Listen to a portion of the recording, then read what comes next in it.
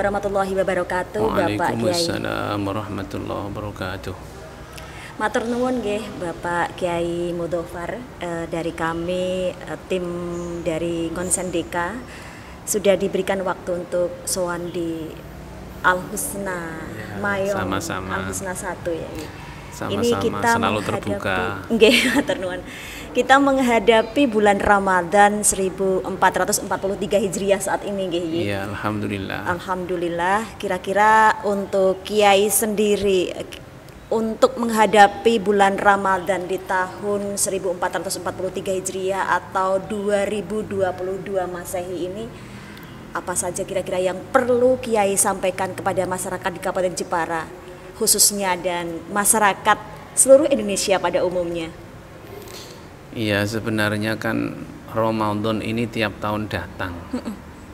Tamu agung yang tidak bosan untuk menyapa, tidak bosan untuk singgah, tidak bosan untuk mampir kepada umat Rasulullah SAW. Allahumma sholli ala. Jadi bulan Ramadan ini bulan untuk umat Rasulullah. Sehingga umat Rasulullah layak dimuliakan melebihi umat-umat sebelumnya. Tapi bagi yang sadar, bagi yang tahu. Jadi Ramadan ini bagikan hujan lebat yang menyirami bumi yang gersang, yang kering. Kemudian ada yang tanah itu lembut menerima air hujan itu. Ada yang kayak ini depan pondok Papingan masih resap dikit-dikit. Ada yang seperti depan sana cor-coran, tidak bisa menerima sama sekali. Begitu juga hati-hati manusia. Sehingga sebenarnya dengan datangnya Ramadan ini, ketika bulan Rajab datang sudah diingatkan. Dia Ashurul Hurum, bulan haram, Rajab, Sya'ban, sudah diingatkan dengan selalu berdoa, Allahumma barik lana fi Rajab, Allahumma barik lana fi Rajab wa Sya'bana wa ballighna Ramadana wa Sya'bana wa ballighna Ramadana. Jadi mulai Rajab Sya'ban ini selalu untuk berdoa ini untuk mengingatkan datangnya bulan Ramadan dan persiapan, bukan hanya mengingat. Orang mau punya gawe itu saja persiapan 2 bulan katanya terlalu mepet, terlalu dekat. Oh, ini masih kurang persiapannya, mepet gitu. Lah Ramadan ini tamu lebih agung daripada tamu-tamu yang agung. Ini Allah sudah mengingatkan, Rasulullah sudah mengingatkan dari bulan Rajab. Supaya apa? Supaya ketika Ramadan ini datang tidak terlewatkan begitu saja. Gitu, 2 bulan persiapan. Ya Allah, ya Allah, ya Allah. Sampaikan kami di bulan Ramadan, ya Allah. Setelah sampai malah dilewatkan begitu saja, Masya Allah. Ini mau diingatkan apapun, mau diingatkan siapapun, berapa kali pun, kalau memang seperti contoh tadi jalan luar itu yang cor-coran tebal, hati manusia bila tidak ada hidayah maka ya biasa-biasa saja. Yang dipikir malah Ramadan nanti ini aku duwe preman apa ya sing iso untuk duit beras. Gitu ya, biasanya kan gitu. Bukan kemudian gimana, ya Allah 11 bulan kemarin ternyata sia-sia, ya Allah kami belum punya amal apa-apa, ya Allah sholatku masih kacau dan lain sebagainya. Kesempatan besar ini di bulan Ramadan Allah kasih hadiah, Rasulullah kasih kabar bahwa ketika umat Islam, umatnya Rasulullah ini kemudian menyikapi bulan Ramadan ini dapat yang banyak, maka bisa menutup 11 bulan yang kita kurang-kurang dan lain sebagainya. Jadi seharusnya itu yang 11 bulan ini ya silahkan kerja normal yang baik-baik saja.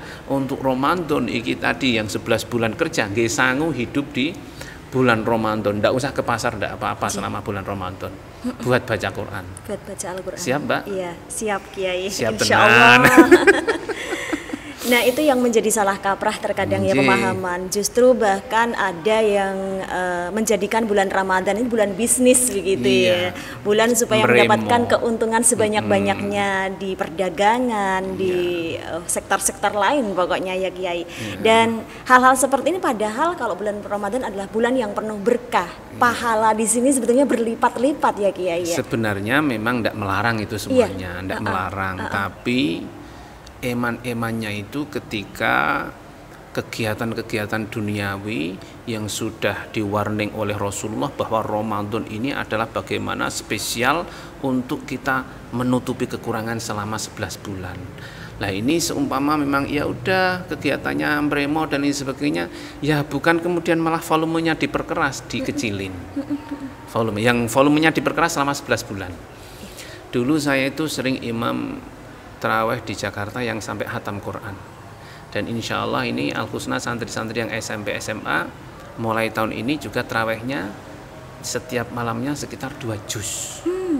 Jadi malam Ngajinya 17 ya? Bukan ngaji, terawih. Terawihnya. Iya, jadi 1,5 sampai 2 jam. Terawihnya itu sekitar 2 jam. Aduh. Kok aduh loh, kan Ramadan hadiah untuk umat Rasulullah ini. Jadi kita mereka sanggup ya? Loh, berdiri Al-Husna ini istimewa berdiri 2 jam untuk menjalankan sholat tarawih. Kiainya ini bersama santri-santrinya ini sudah rutin tiap malam Jumat kayak malam ini nanti sholat hajat 100 rakaat. Jadi 100 rakaat saja enteng gitu. Dan ini kita tarawihnya akhirnya nanti hampir sama durasinya dengan sholat tarawih yang sholat hajat yang 100 rakaat, sekitar 1,5 sampai 2 jam. Kalau masyarakat secara umum ini 15 sampai 20 menit, kita 1,5 sampai 2 jam. Luar biasa gitu. Ini. Karena kita mau bagaimana menjadi umat Rasulullah yang sesungguhnya ketika dikasih hadiah, ini kita terima dengan bangga, dengan senang. Kita seumpama ngasih permen kepada seseorang, ini termasuk sunnah, ini diberi apapun, ada hadisnya Rasulullah, lau tu'itu ila dhira'in au qira'in laqabiltu. Seandainya saja saya ini diundang kepada orang yang miskin, tidak punya apa-apa, diundang untuk makan kikil yang tidak ada dagingnya, saya pasti akan datang. Itu Rasulullah. Apalagi ini Rasulullah memberi hadiah yang luar biasa, istimewa yang bernama bulan Ramadan. Lah kok kita hanya abe-abe saja, kita hanya cuek-cuek saja. Tarawih hanya dibuat formalitas dan sekedar rutinitas kalau Ramadan datang. Ini tandanya apa? Nanti tanggal 1 penuh. Tanggal 2, 3, 4, 5, 6 nanti kalau sudah likuran kosong. Tinggal yang di dalam kosong. Yang rame di mall, di pasar dan lain sebagainya. Niki kasihan. Nggih kasihan. Dulu tadi saya mau cerita yang di Jakarta itu. Jamaah saya yang di Jakarta itu ketika Al-Husna belum seperti ini, saya Ramadan masih sering di Jakarta. Lah itu mereka menyambut bulan Ramadan itu dengan penuh amal, bahkan belanja di ropel di sisano sebelum Ramadan. Nanti semalam Ramadan dia tidak kemana-mana. Mau sibuk dengan amalan. Jadi tidak ke pasar, tidak kemana-mana. Kalau 11 bulan hampir-hampir ini, mohon maaf ini, umat Islam ini rata-rata ini hampir tiap hari tidak pernah pegang Al-Quran, baca Al-Quran. Sampai di dalam sholat pun kulhu. Kalau masih ada yang lebih pendek lagi, inna atau inna, kalau lebih pendek lagi masih disingkat lagi. Jadi ngaku umat Islam tapi jauh dari Al-Quran. Sehingga ini bulan Ramadan ini yo dijoli, iya 10 dino katam selama Ramadan hatam ping 3. Gitu.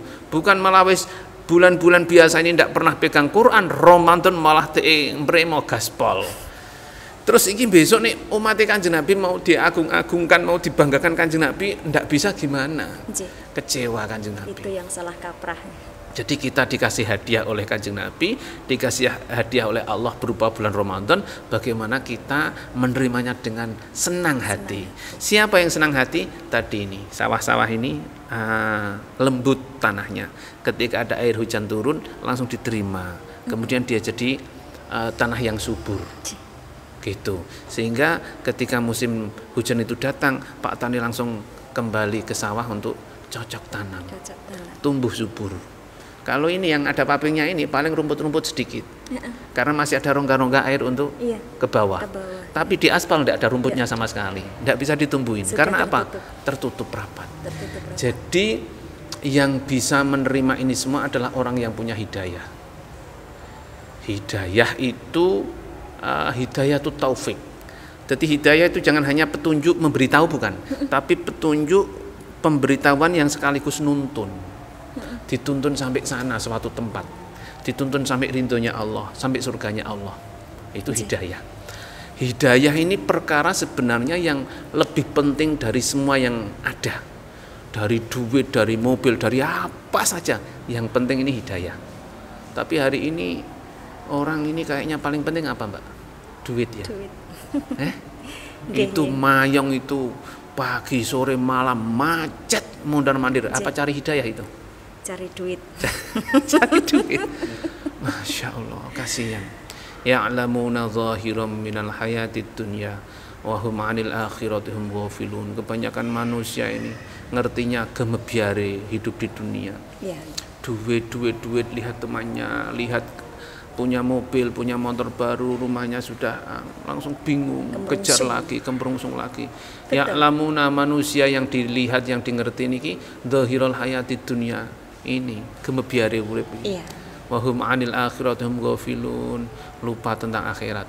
Dulu Mbak, sebelum ada pabrik, saya pernah pasang di perapatan Mayong situ. Sampai orang-orang ini pada simpati dengan tulisan itu. Apa itu? Tulisannya gini, sepiro bayaramu kok wani ninggal sholat. Oh, no. okay. Iku dungi mau tak pasang lagi ketika sudah banyak karyawan mondar-mandir iki, tapi kok keliwatan terus lali. Itu hampir mendekati ada pabrik-pabrik di perapatan Mayong. Bahkan sering kita pasang-pasang seperti itu.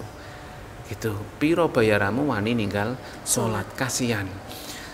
Jadi hidayah itu saking pentingnya, melebihi segala yang ada, sampai doa minta hidayah saja wajib.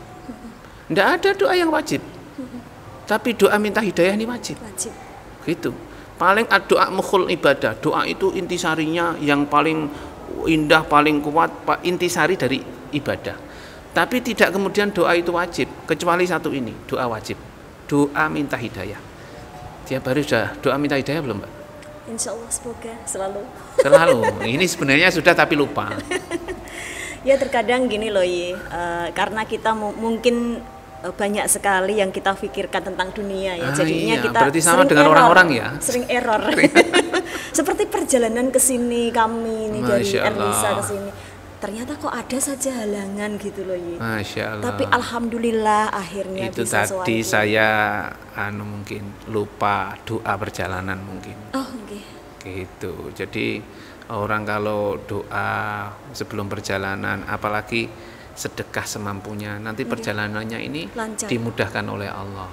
Seumpama ada suatu insiden kejadian diminimalisir oleh Allah. Jadi seumpama ini saya ditakdir tabrakan, tapi gara-gara doa, gara-gara sedekah, tabrakannya ini sedikit sekali, hanya kesentuh rodanya dong, saling senyum, malah nunggu di sana. Nah itu sebetulnya. Jadi ini orang pada sering lupa perjalanan untuk doa dan sebagainya. Lanjut ya, ini yang hidayah ya.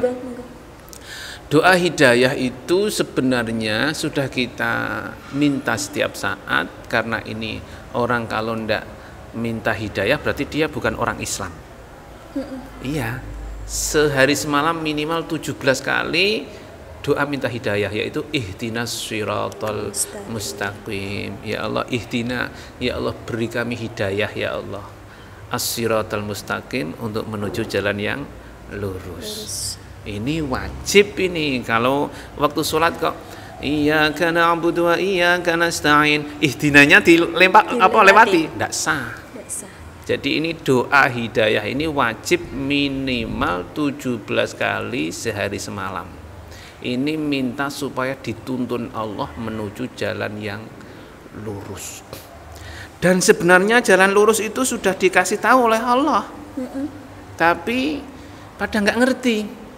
Jadi setiap saat itu setiap detik, bukan hanya setiap menit, setiap jam. Depan kita ini ada jalan lurus, ada jalan belok. Nah, bengkok atau belok? Bengkok lah. Jadi setiap detik depan kita, ini saya contohkan yang mudah. Jam 7 pagi anak-anak sekolah ada tet. Ini jalan lurusnya kemana? Masuk kelas. Dia kok ke kantin. Ini jalan lurus atau jalan bengkok? Sudah bengkok. Bengkok. Ini contohnya. Setiap detiknya kita, depan kita itu ada jalan lurus, ada jalan bengkok.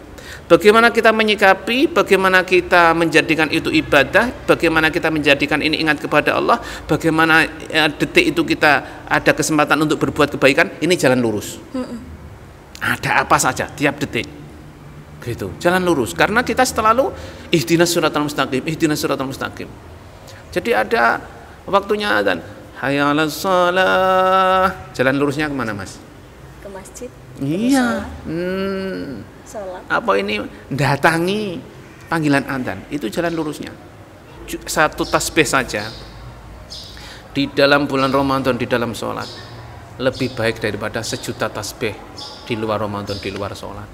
Lah ngono kok saesuk kok ana galap-galapan traweh. Nah, sing cuwepet luwih Betul.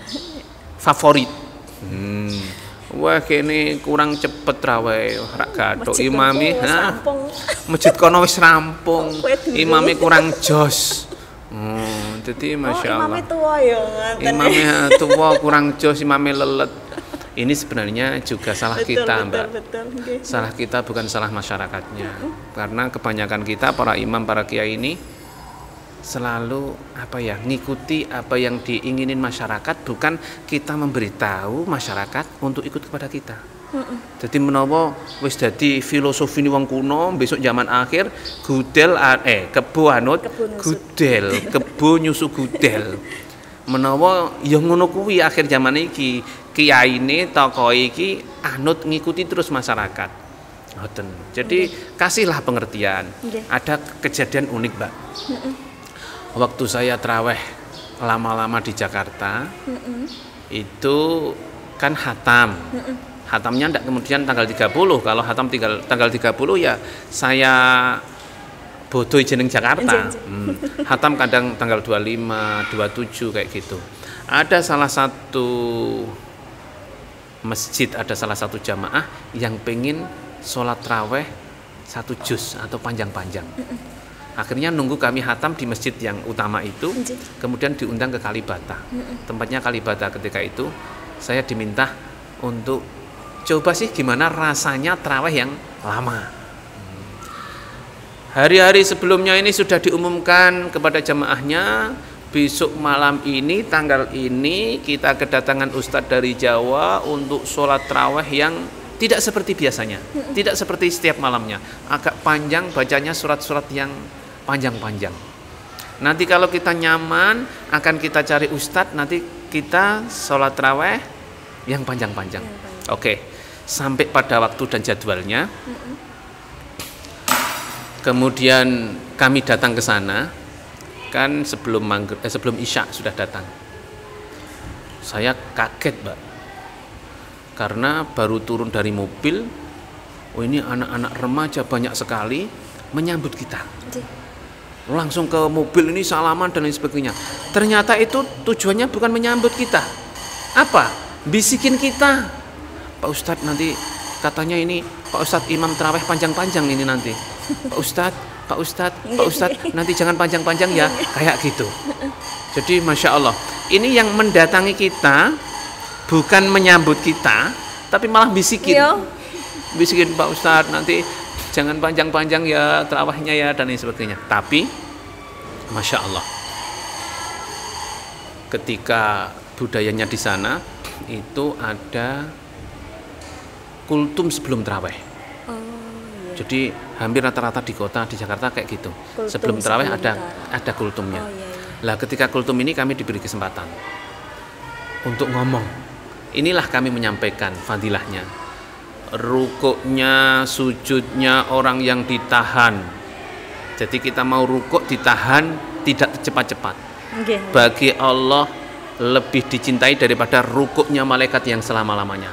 Jadi ada malaikat ini yang diciptakan Allah rukuk selama-lamanya. Nggih. Ada yang diciptakan Allah sujud selama-lamanya. Tapi bagi Allah lebih mencintai seorang hamba yang ketika rukuk ditahan tidak tergesa-gesa. Jadi kita ini ketika rukuk tidak tergesa-gesa, sujud tidak tergesa-gesa, lebih dicintai Allah daripada rukuknya malaikat yang selama-lamanya, sujudnya malaikat yang selama-lamanya. Satu, kami sampaikan seperti itu fadilahnya. Nomor dua tadi, tasbih yang dibaca di dalam sholat di bulan Ramadan lebih baik satu tasbih ini daripada sejuta tasbih di luar sholat di luar Ramadan. Yang ketiga, al-qari' wal mustami' syarikani fil ajr. Orang yang membaca Quran dan yang mendengarkan pahalanya ini bersekutu sama. Jadi imamnya ini yang batek-batek Bismillahirrahmanirrahim.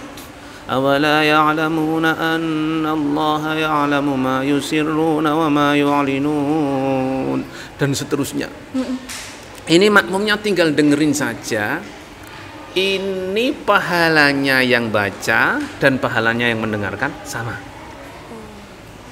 Terus Al-Quran hakikatnya adalah dibaca di dalam sholat. Dan bulan diturunkannya Al-Quran adalah bulan Ramadan. Kalau di luar sholat, baca Quran tidak punya wudhu, satu hurufnya dikalikan 10. Kalau punya wudhu dikalikan 25. Kalau sholat sambil duduk, sholat tarawih boleh sambil duduk. Gitu. Jadi seumpama nanti ikut tarawih yang panjang-panjang, terus capek sambil duduk boleh. Tapi setiap hurufnya 50. Gitu. Yang sempurna adalah sholat kemudian berdiri. Ini per hurufnya adalah dikalikan 100. Itu di luar Ramadan. Kalau di bulan Ramadan dikali-kalikan yang Allah sendiri yang menghitungnya. Sudah fadilah segininya kok sampai imam-imam ini hanya waladdallin amin bismillahirrahmanirrahim yasin wal qur'anil hakim Allahu akbar. Iya betul. Terus rukuk sujud tinggi, rukuk sujud ora subhana rabbil azim wa bihamdi ora angger sub Allahu akbar, sub Allahu akbar. Ya Allah, iki sing mesti sing salah makmume atau imamnya. Jadi fadilah-fadilah ini kurang digaungkan terus-menerus, kurang disampaikan terus-menerus. Saya tuh sering nyampein gini. Pak Kiai, jenengan iki menyampaikan materi tentang iman, tentang sholat, itu mungkin ceramah 1000 kali tidak akan habis. Ngapain sih ceramah sampai aneh-aneh, malah nyinggung-nyinggung orang, ngelek-ngelek orang dan lain sebagainya. Itu gibah di atas panggung. Pengen dikatakan lucu, boleh lucu, tapi tetap bagaimana materi-materi ini sholat. Karena untuk memperbaiki umat ini nomor satu adalah memperbaiki sholatnya umat. Inna sholata tanha anil fahsya wal munkar. Jadi ini Allah yang sudah berfirman.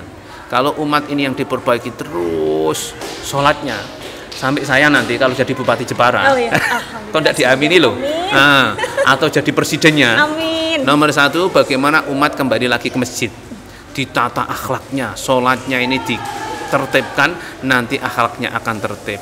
Nanti kalau akan akhlaknya tertib, berekonomi, bermuamalah tertib, bermuasyarah tertib, nanti akan Allah selalu kirim pemimpin-pemimpin yang tertib. Jadi kalau hari ini ada pemimpin-pemimpin kita yang dolim, ini sebab umatnya sendiri, rakyatnya sendiri belum bisa jadi orang yang baik. Nanti meniru pemimpin ini sampel dari masyarakat yang ada. Jadi Allah kirim pemimpin seperti apa, itu sampel dari masyarakat. Iya. Gitu. Seperti yang Kiai sampaikan tadi, Kiai, tentang khusyuk dan tentang ikhlas, juga tentang bersyukur, terutama menghadapi bulan Ramadan ini terkadang banyak sekali godaan-godaan di telinga kiri, telinga kanan ini kayak ada yang membisiki. Tetapi ketika kita mendengarkan tausiah bersama Kiai, kayak gini seperti sadar, oh iya kemarin saya salah. Tapi nanti setelah tidak sama Kiai, hilang ya. Makanya gitu loh ya. Kita ini ada perintah untuk hidup dan kumpul sama orang soleh. Wong soleh kumpulono. Nok gon sesuk nek tombo ati kan terus. Termasuk wong soleh kumpulono. Jadi kalau kita ini akan kena kontaminasi, kena pengaruh dengan lingkungan. Di mana lingkungan kita akan berpengaruh ke sana. Sehingga kita bagaimana sepandai-pandai membentuk lingkungan. Kalau kita hendak bersama di lingkungan yang baik, kita membentuk lingkungan yang baik. Baik Kiai, terima kasih atas semua tausiah tadi. Setidaknya ini sangat menginspirasi kita semua dan semoga kita bisa meniru Nabi Muhammad SAW meskipun tidak banyak, secuil saja. Dan ini Ramadan tahun ini semoga menjadi keberkahan untuk kita semua. Amin. Sekiranya nanti berkenan Kiai untuk memberikan greeting ucapan puasa dan lebaran Kiai untuk masyarakat Kota Jepara. Nggih, monggo insyaallah. Terima kasih. Assalamualaikum warahmatullahi wabarakatuh, Bapak Kiai. Waalaikumsalam warahmatullahi wabarakatuh.